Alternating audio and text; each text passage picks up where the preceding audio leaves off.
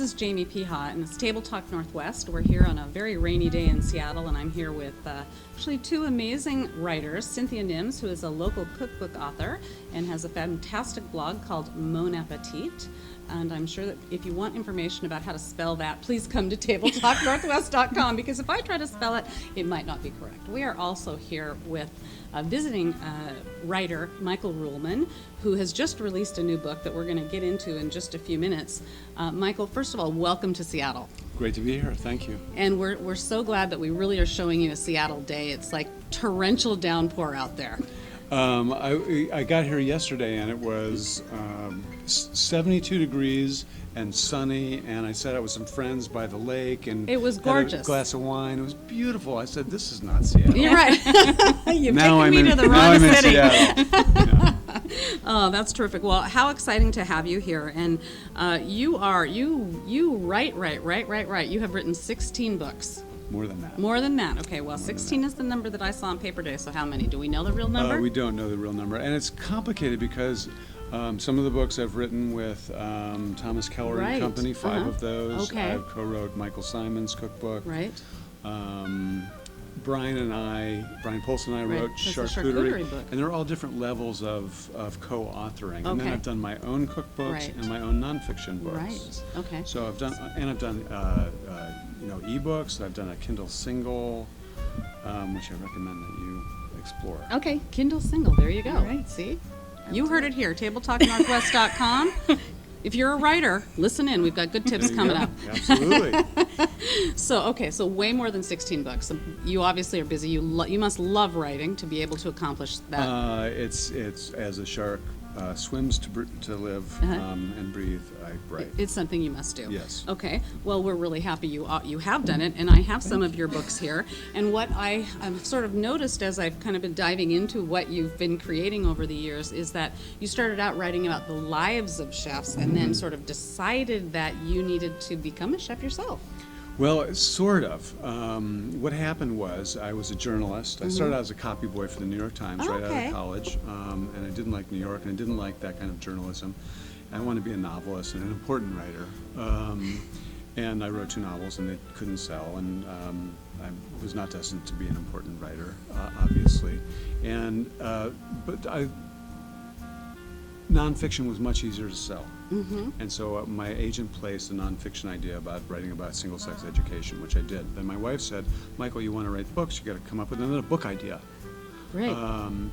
And I thought, God, this was 1995, and the country was just becoming really interested in chefs and cooking, and the Food Network had just gone 24 hours, and Emeril was just arriving on the scene. I thought, why don't I go to the most prominent cooking school, hang out and see what the best school says you need to know in order to become a chef. Right. And I realized within 3 weeks that in order to write about this, that you had to become one, because becoming a chef changes who you are. It changes you on the inside, and I couldn't see the insides of other people. Interesting. So I had to do it myself. I was sort of dared by my skills instructor. He basically called me a pussy and said, "You can't do this."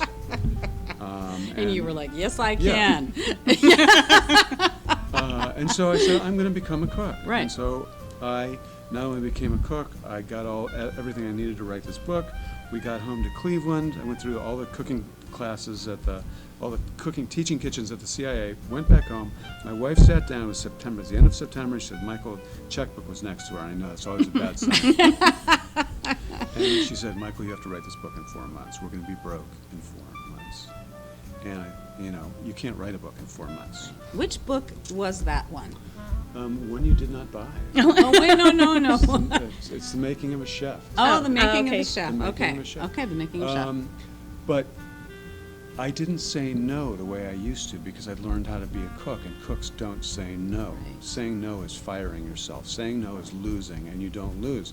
You don't say no, chef, and Donna was the chef. And so I said, I'm going to write this in 4 yeah, months. so I actually got into my contract, figured out it was minimum 90,000 words. Okay. And I figured out How many you could days write a we day. had. Right. I divided to see how many I must write a day in order to have Enough. a book. Right. And it came out to 1,400 words a day, That's a lot. with Saturdays for revision and Sundays for rest. And I did not get up from my desk until I had 1,400 words. Gosh. and that became The Making of a Chef. Wow. And by then, I both knew how to cook. I had a foundation in the culinary fundamentals, and I was also broke again. So hence came a few more books down the road. I understand. Well, What no. came first, the chicken or the egg? How many times have people asked you that question Well, here's recently? the thing. What happened was I couldn't sell another book. Right. So I said, hey, I know how to cook. I'll get a job as a cook. So I went out to this woman's restaurant in Bainbridge, Ohio. Again, I'm an unknown, never published anything nationally in food. And her name was Susie Heller. I knew she was well connected with chefs, and I thought she'd get me a job at the best kitchen in Cleveland. She looked at the catalog copy for Making of Chef, which was due out in a few months, and my other book. I said, God, I'm working with Thomas Keller on his cookbook, geez. and we're looking for a writer. Yeah, So- that was going to be my question.